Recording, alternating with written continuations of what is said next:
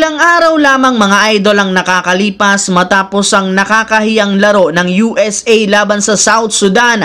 Kakalabanin na rin naman nila bukas ng madaling araw ang reigning FIBA World Champions na Team Germany na meron rin naman nga pong ilang mga NBA players na magagaling. Kaya inaasahan na mahihirapan na naman dito ang USA na kasalukuyang nag-i-struggle ngayon lalo sa 3-point shooting. Kaya hindi na nakakagulat na bago pa magsimula ang laban marami na ang umaasa na magiging dikit at mainit ang laro. Pero hindi rin naman dito nag-aalala ang mga teams o players ng USA lalo na si Anthony Edwards gayong siya nga daw ang bahala kay Dennis Schroeder. Yes mga idol, medyo may kaunting inis pa nga itong nararamdaman si Edwards sa pagtalo sa kanila ng Germany ng nagdaang World Cup, kaya oras na rin naman para sa kanya na bawian niya ito sa kanilang magiging rematch. Samantala sa kabila nga po ng sunod-sunod na pagkakabigo ng Lakers sa kanilang ginawang move sa trade market at free agency, ngayong off-season gagawa para naman sila ng bagong move para mapalakas ang lineup. Ngunit dahil nga sagad na sa 15-man lineup, samahan mo pa ng pagkakaroon ng tatlong two-way player,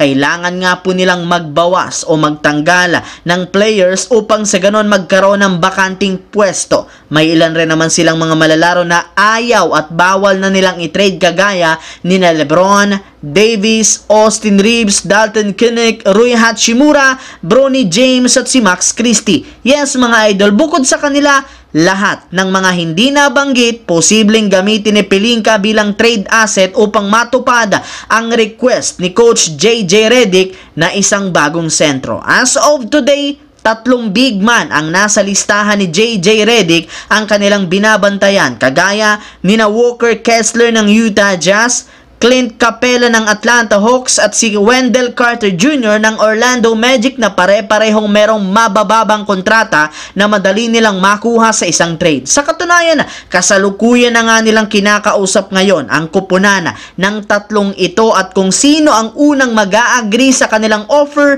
siya ang unang kukunin bilang kanilang bagong center. Sa kabilang banda, kasunod nga po ng nangyaring kontrobersyal na trade ng mga nagdaang araw ng mga SMC teams, lalo na ang Barangay Ginebra, may ginawa na naman nga ang mismong PBA na hindi kaaya-aya ayon sa mga fans. Syempre, eto nga yung paglabas ng balita ngayong araw na sa unang pagkakataon sa basketball history, opisyal na nga pong ipapatupad ng PBA ang kanilang pinakabagong rules na 4-point shot next season. Yes mga idol, ayon sa naging pahayag ng PBA chairman na si Ricky Vargas, marami silang i-introduce na mga bagong rules next season at isa dyan ang tinatawag na 4-point play. Mismo ng bagong vice chairman na si Al Francis Chua ang nagsabi na maganda ang magiging epekto nito sa liga since mas bibilis nga daw ang laro at mahihirapan ng mga teams na gumamit ng zone defense. Ayon sa inilabas na guideline ng PBA,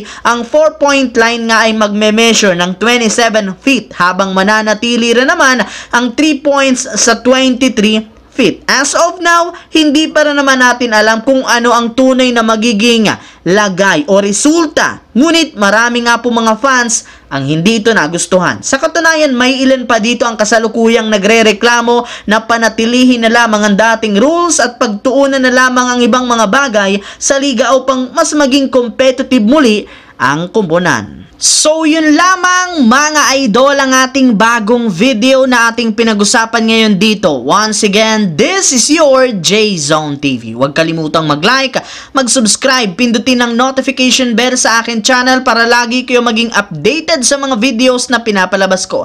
Isang malaking shoutout sa lahat mga idol. Maraming salamat po.